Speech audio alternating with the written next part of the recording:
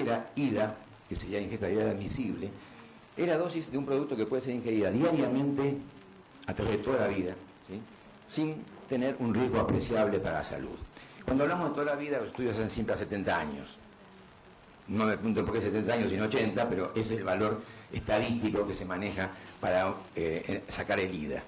¿Y cómo surge ese valor? Que básicamente es miligramos por kilo por día, miligramos de sustancia por kilogramo dentro del alimento, por kilo de alimento, y por día de ingesta.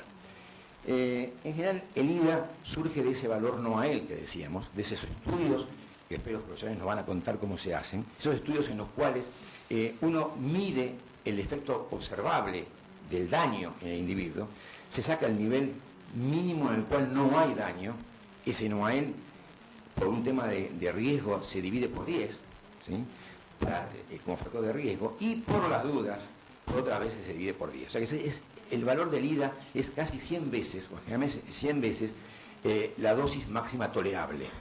Fíjense que el rango, ¿sí?, de seguridad es muy alto, y eso es lo importante para la tranquilidad. Cuando se fija un nivel máximo tolerable, ¿sí?, se maneja ese riesgo para entender que nadie va a estar expuesto a un daño de salud, ya sea por hipersensibilidad a esa sustancia, porque está fuera del valor promedio de los individuos que tienen riesgo con esa sustancia, y entonces se maneja ese nivel de seguridad. Es así entonces que los estudios toxicológicos nos van a permitir entender cuál es el máximo permitido.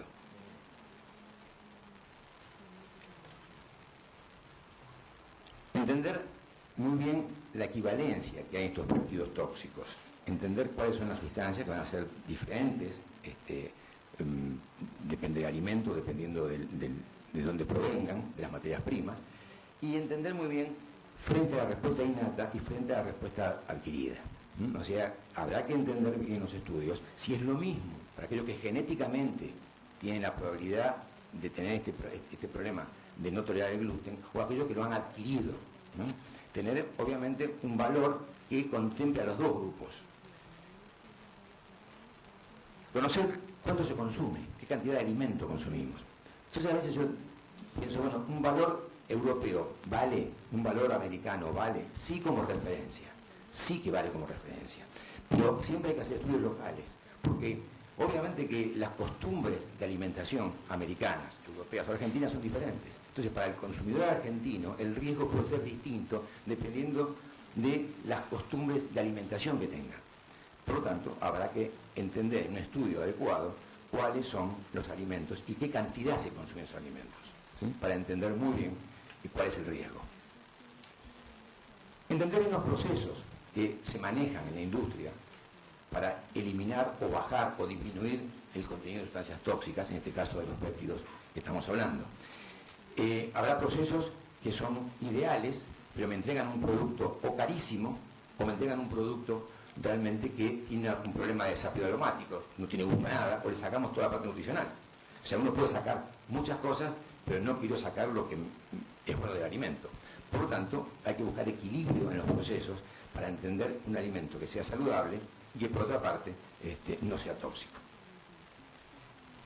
Y finalmente, entender bien los métodos de detección, que los hay y muy buenos, y que nos permitan, tanto a los que producen como a los que controlan, entender que esos productos están fuera de riesgo para los individuos. O sea, métodos que garanticen, consensuados, aceptados por la comunidad científica, que digan, este método es ideal para medir la cantidad de gluten, por ejemplo, y nos permite tener la tranquilidad de que no estamos sobrepasando el umbral máximo aceptable.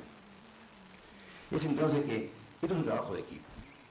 Por eso el INSI convocó a la serie de profesionales que nos van a dar un panorama, nos van a dar una información que nos van a hacer entender cuál es la posibilidad de encarar localmente una solución al problema. Encarar una solución que permita trabajar en equipo tanto a las universidades, a los investigadores, como a la autoridad regulatoria, a la industria de alimentos, a las asociaciones de todo tipo, desde los celíacos hasta las asociaciones, por ejemplo, de médicos, a las asociaciones de alimentos, y la autoridad de control, que es la que tiene que desfijar justamente esos métodos, esas metodologías para poder medir. Fíjense ustedes que no es un trabajo de un individuo, es un trabajo que tiene que ser en equipo y consensuado para llegar justamente a esa regulación ideal que nos permita, de alguna manera, tener la tranquilidad de que el riesgo está minimizado. En la práctica, hoy prácticamente no es posible tener alimentos libres de gluten. Es posible, pero tal vez no sea deseable, como lo que les decía. Pueden ser muy caros o pueden ser que no sean nutritivos. Pero por otro lado, es adecuado el estudio de análisis de riesgo, un estricto control contenido de productos tóxicos, procesos que garanticen la inocuidad de los alimentos y todas las partes intervinientes estén de acuerdo y consensuadas en que son los métodos adecuados para la medición y para la evaluación, y que definan un umbral límite, que todos estemos de acuerdo, cuál es, y que permitan de forma significativa que cada persona que tenga celiaquía acceda a una vida mejor y más saludable. Esto es posible. Esto es un poco el propósito de esta reunión. Y esto es un poco el mensaje que queríamos darle. Tolerancia cero es una linda palabra. Queda bien para el intendente o el alcalde de Nueva York. Queda bien para ciertos conceptos. Y queda muy bien en toxicología para los cancerígenos. Pero para el resto de las sustancias hay que ser criterioso, racional, y hay que entender que hay para todas las sustancias un nivel de inocuidad, un nivel en el cual el riesgo se minimiza. Esa es la idea, entender eso y trabajar en ese sentido para poder tener productos asequibles, gran variedad y encima que tengan la tranquilidad de que lo consume, de que va a ser inocuo para su salud. Gracias.